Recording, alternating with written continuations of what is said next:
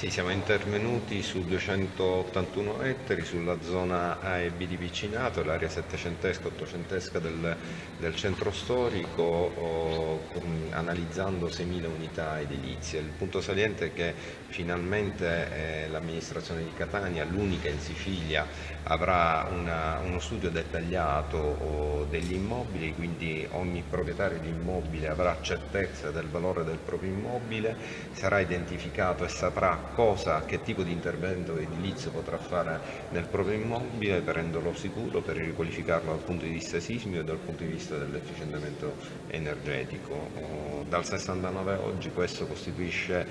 l'atto di pianificazione urbanistica più importante che la città di Catania adotta appunto per quanto riguardano le politiche del territorio. Ci auspichiamo che grazie a quest'atto, che possa essere utile anche ad un rilancio del settore economico, del settore sociale e perché no del settore culturale.